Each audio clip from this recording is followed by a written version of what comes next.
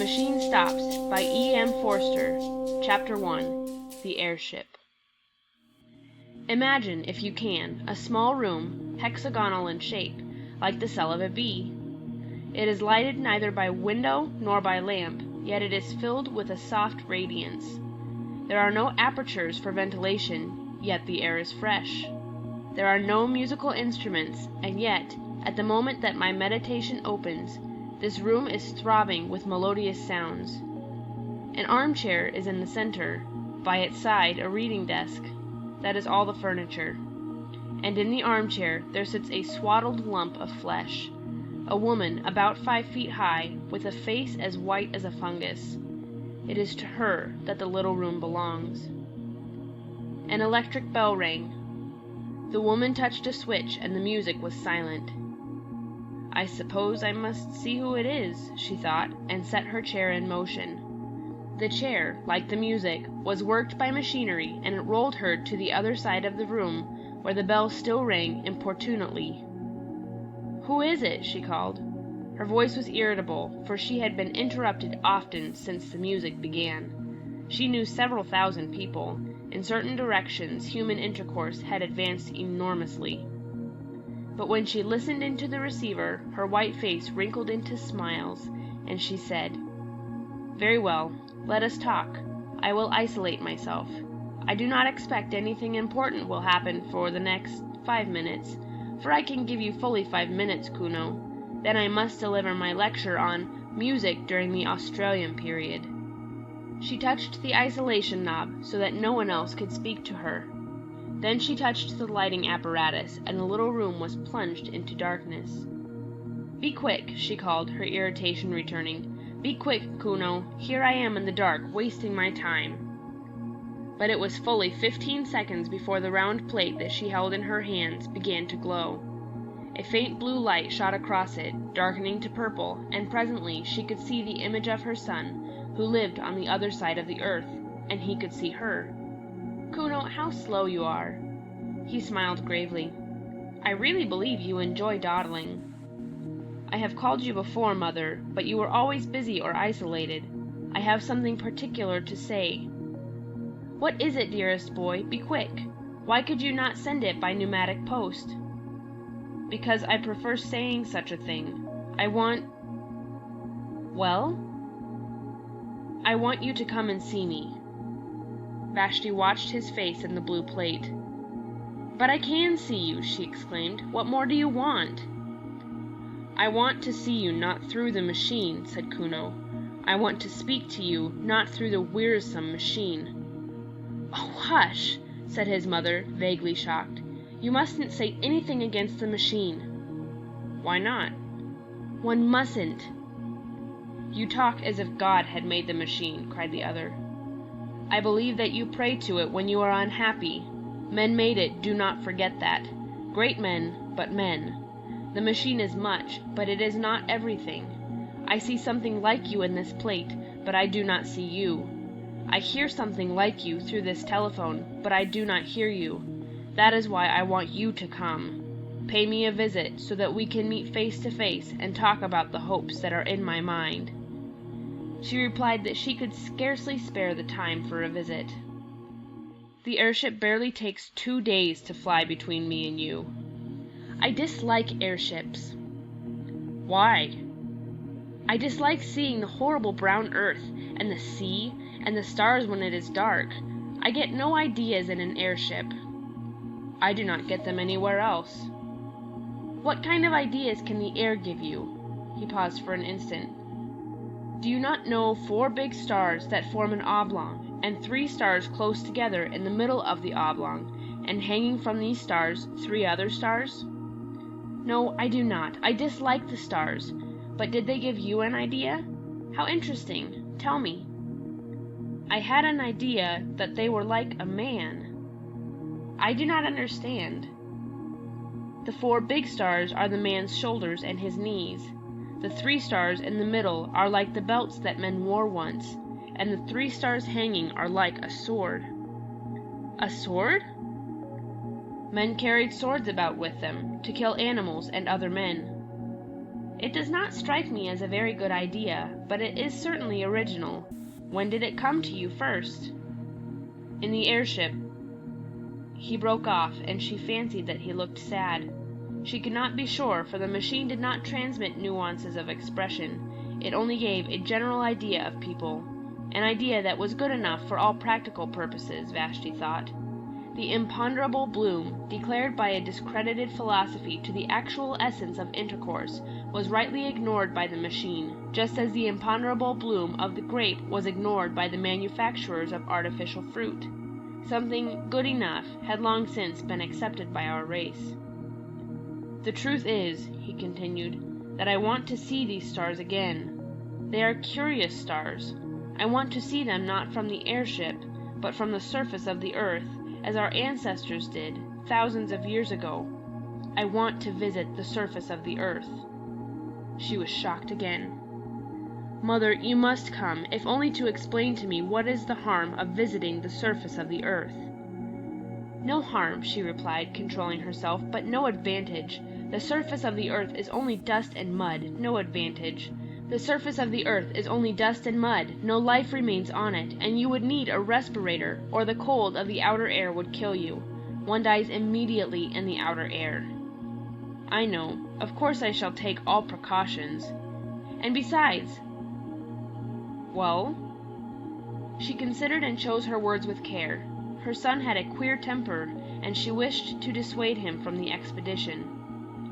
"It is contrary to the spirit of the age," she asserted.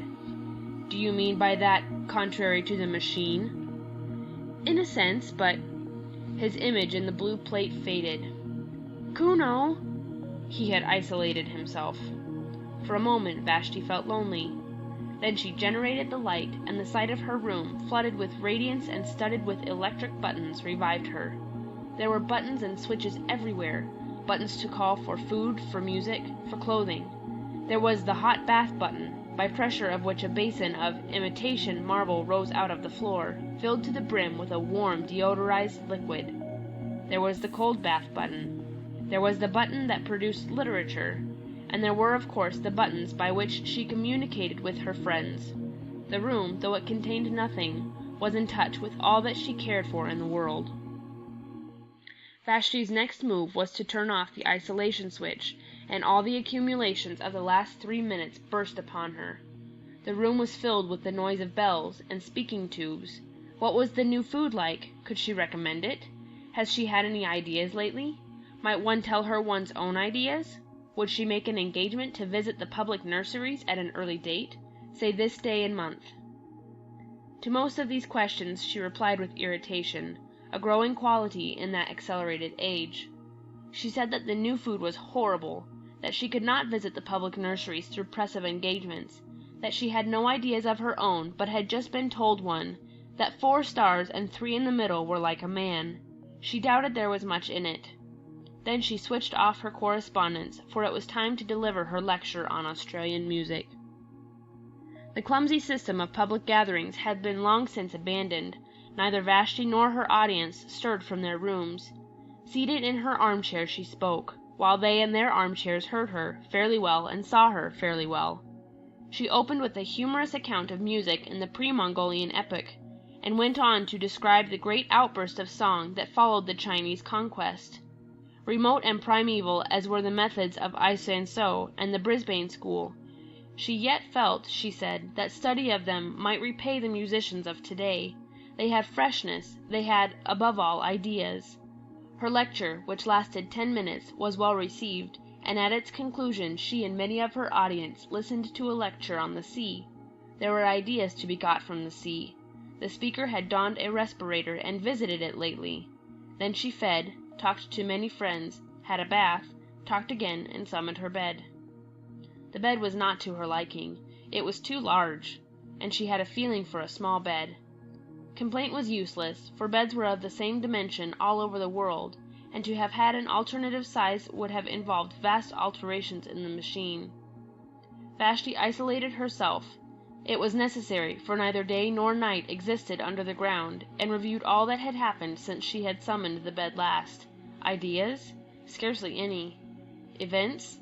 Was Kuno's invitation an event?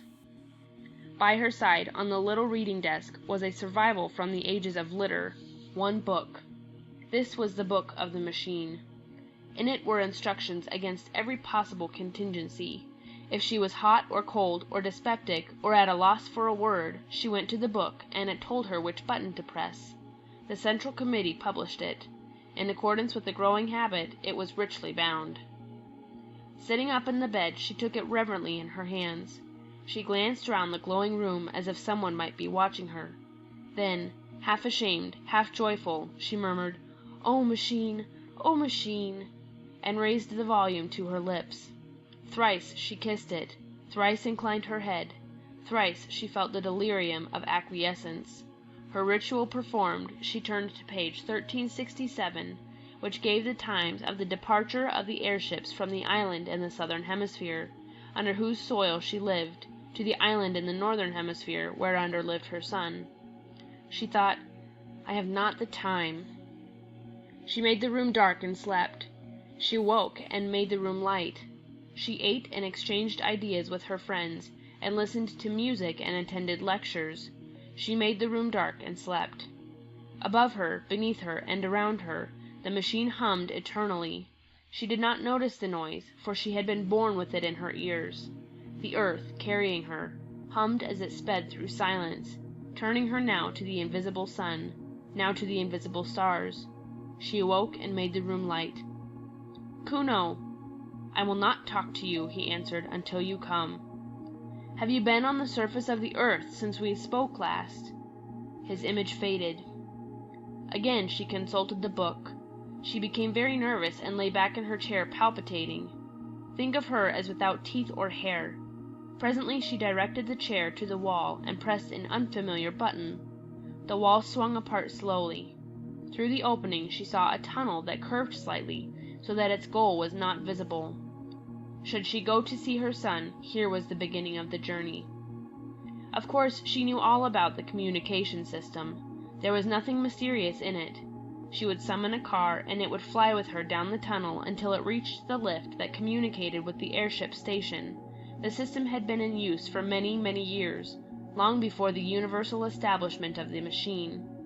And of course, she had studied the civilization that had immediately preceded her own, the civilization that had mistaken the functions of the system, and had used it for bringing people to things instead of for bringing things to people. Those funny old days when men went for change of air instead of changing the air in their rooms. And yet, she was frightened of the tunnel. She had not seen it since her last child was born. It curved, but not quite as she remembered. It was brilliant, but not quite as brilliant as a lecturer had suggested. Vashti was seized with the terrors of direct experience. She shrank back into the room, and the wall closed up again. "Kuno," she said, "I cannot come to see you. I am not well." Immediately an enormous apparatus fell on to her out of the ceiling. A thermometer was automatically laid upon her heart. She lay powerless. Cool pads soothed her forehead. Kuno had telegraphed to her doctor. So the human passions still blundered up and down in the machine. Vashti drank the medicine that the doctor projected into her mouth, and the machinery retired into the ceiling. The voice of Kuno was heard asking how she felt. "Better," then with irritation, "but why do you not come to me instead?" "Because I cannot leave this place." "Why?" "Because, any moment, something tremendous may happen." "Have you been on the surface of the earth yet?" "Not yet." "Then what is it?" "I will not tell you through the machine." She resumed her life. But she thought of Kuno as a baby, his birth, his removal to the public nurseries, her own visit to him there, his visits to her, visits which stopped when the machine had assigned him a room on the other side of the earth. Parents, duties of, said the book of the machine, cease at the moment of birth. Paragraph 422327483. True, but there was something special about Kuno. Indeed, there had been something special about all her children, and after all, she must brave the journey if he desired it. And something tremendous might happen. What did that mean? The nonsense of a youthful man, no doubt, but she must go. Again she pressed the unfamiliar button. Again the wall swung back. and she saw the tunnel that curves out of sight. Clasping the book, she rose, tottered onto the platform, and summoned the car. Her room closed behind her. The journey to the northern hemisphere had begun. Of course, it was perfectly easy. The car approached, and in it she found armchairs exactly like her own. When she signaled, it stopped, and she tottered into the lift. One other passenger was in the lift, the first fellow creature she had seen face to face for months.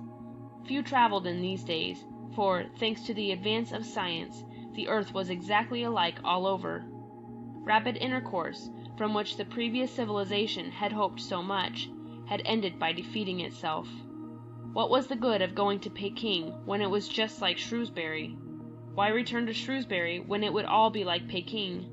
Men seldom moved their bodies. All unrest was concentrated in the soul. The airship service was a relic from the former age. It was kept up because it was easier to keep it up than to stop it or to diminish it, but it now far exceeded the wants of the population. Vessel after vessel would rise from the vomitories of Rye or of Christchurch, I use the antique names, would sail into the crowded sky, and would draw up at the wharves of the south, empty. So nicely adjusted was the system, so independent of meteorology, that the sky, whether calm or cloudy, resembled a vast kaleidoscope whereon the same patterns periodically recurred. The ship on which Vashti sailed started now at sunset, now at dawn, but always, as it passed above Reyes, it would neighbor the ship that served between Helsingfors and the Brazils, and, every third time it surmounted the Alps, the fleet of Palermo would cross its track behind. Night and day, wind and storm, tide and earthquake, impeded man no longer. He had harnessed Leviathan. All the old literature, with its praise of nature, and its fear of nature, rang false as the prattle of a child. Yet, as Vashti saw the vast flank of the ship, stained with exposure to the outer air, her horror of direct experience returned. It was not quite like the airship in the cinematophote. For one thing, it smelt. Not strongly or unpleasantly, but it did smell, and with her eyes shut she should have known that a new thing was close to her. Then she had to walk to it from the lift, had to submit to glances from the other passengers. The man in front dropped his book. No great matter, but it disquieted them all. In the rooms, if the book was dropped, the floor raised it mechanically. But the gangway to the airship was not so prepared, and the sacred volume lay motionless. They stopped. The thing was unforeseen, and the man, instead of picking up his property, felt the muscles of his arm to see how they had failed him. Then someone actually said with direct utterance, "We shall be late," and they trooped on board, Vashti treading on the pages as she did so. Inside, her anxiety increased. The arrangements were old-fashioned and rough. There was even a female attendant, to whom she would have to announce her wants during the voyage. Of course, a revolving platform ran the length of the boat, but she was expected to walk from it to her cabin. Some cabins were better than others, and she did not get the best. She thought the attendant had been unfair, and spasms of rage shook her. The glass valves had closed. She could not go back. She saw, at the end of the vestibule, the lift in which she had ascended going quietly up and down, empty. Beneath those corridors of shining tiles were rooms, tier below tier, reaching far into the earth, and in each room there sat a human being, eating or sleeping or producing ideas, and buried deep in the hive was her own room. Vashti was afraid. "Oh, machine," she murmured, and caressed her book, and was comforted. Then the sides of the vestibule seemed to melt together, as do the passages that we see in dreams. The lift vanished. The book that had been dropped slid to the left and vanished. Polished tiles rushed by like a stream of water. There was a slight jar, and the airship, issuing from its tunnel, soared above the waters of a tropical ocean. It was night. For a moment she saw the coast of Sumatra edged by the phosphorescence of waves, and crowned by lighthouses, still sending forth their disregarded beams. These also vanished, and only the stars distracted her.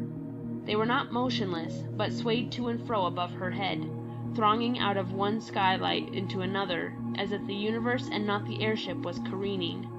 And, as often happens on clear nights, they seemed now to be in perspective, now on a plane, now piled tier beyond tier into the infinite heavens, now concealing infinity, a roof limiting forever the visions of men. In either case they seemed intolerable. "Are we to travel in the dark?" called the passengers angrily, and the attendant, who had been careless, generated the light and pulled down the blinds of pliable metal. When the airships had been built, the desire to look direct at things still lingered in the world, hence the extraordinary number of skylights and windows, and the proportionate discomfort to those who were civilized and refined. Even in Vashti's cabin one star peeped through a flaw in the blind, and after a few hours' uneasy slumber she was disturbed by an unfamiliar glow which was the dawn. Quick as the ship had sped westwards, the earth had rolled eastwards quicker still, and had dragged back Vashti and her companions towards the sun. Science could prolong the night, but only for a little, and those high hopes of neutralizing the earth's diurnal revolution had passed, together with hopes that were possibly higher.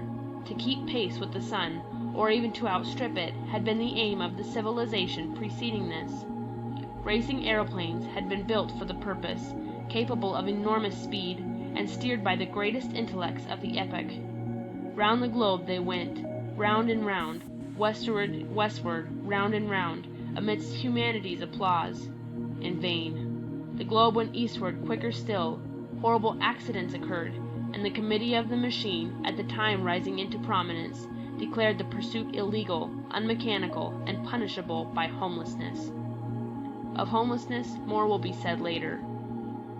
Doubtless the committee was right, yet the attempt to defeat the sun aroused the last common interest that our race experienced about the heavenly bodies, or indeed about anything. It was the last time that men were compacted by thinking of a power outside the world. The sun had conquered, yet it was the end of his spiritual dominion. Dawn, midday, twilight, the zodiacal path, touched neither men's lives nor their hearts, and science retreated into the ground, to concentrate herself upon problems that she was certain of solving. So when Vashti found her cabin invaded by a rosy finger of light, she was annoyed, and tried to adjust the blind. But the blind flew up altogether, and she saw through the skylight small pink clouds, swaying against a background of blue, and as the sun crept higher, its radiance entered direct, brimming down the wall like a golden sea. It rose and fell with the airship's motion, just as waves rise and fall, but it advanced steadily, as a tide advances. Unless she was careful, it would strike her face. A spasm of horror shook her, and she rang for the attendant. The attendant, too, was horrified, but she could do nothing. It was not her place to mend the blind. She could only suggest that the lady should change her cabin, which she accordingly prepared to do. People were almost exactly alike all over the world, but the attendant of the airship, perhaps owing to her exceptional duties, had grown a little out of the common. She had often to address passengers with direct speech, and this had given her a certain roughness and originality of manner. When Vashti swerved away from the sunbeams with a cry, she behaved barbarically. She put out her hand to steady her. "How dare you!" exclaimed the passenger. "You forget yourself!" The woman was confused, and apologized for not having let her fall. People never touched one another. The custom had become obsolete, owing to the machine. "Where are we now?" asked Vashti haughtily. "We are over Asia," said the attendant, anxious to be polite. "Asia? You must excuse my common way of speaking. I have got into the habit of calling places over which I pass by their unmechanical names." "Oh, I remember Asia. The Mongols come from it." Beneath us, in the open air, stood a city that was once called Simla. Have you ever heard of the Mongols and of the Brisbane school? No. Brisbane also stood in the open air. "Those mountains to the right, let me show you them." She pushed back a metal blind. The main chain of the Himalayas was revealed. They were once called the roof of the world, those mountains. You must remember that before the dawn of civilization they seemed to be an impenetrable wall that touched the stars. It was supposed that no one but the gods could exist above their summits. How we have advanced thanks to the machine. "How we have advanced thanks to the machine," said Vashti. "How we have advanced thanks to the machine," echoed the passenger, who had dropped his book the night before, and who was standing in the passage. "And that white stuff in the cracks? What is it?" "I have forgotten its name." "Cover the windows, please." The mountains give me no ideas. The northern aspect of the Himalayas was in deep shadow. On the Indian slope the sun had just prevailed. The forests had been destroyed during the literature epoch for the purpose of making newspaper pulp, but the snows were awakening to their morning glory, and clouds still hung on the breasts of Kinchenjunga. In the plain were seen the ruins of cities, with diminished rivers creeping by their walls, and by the sides of these were sometimes the signs of vomitories, marking the cities of today.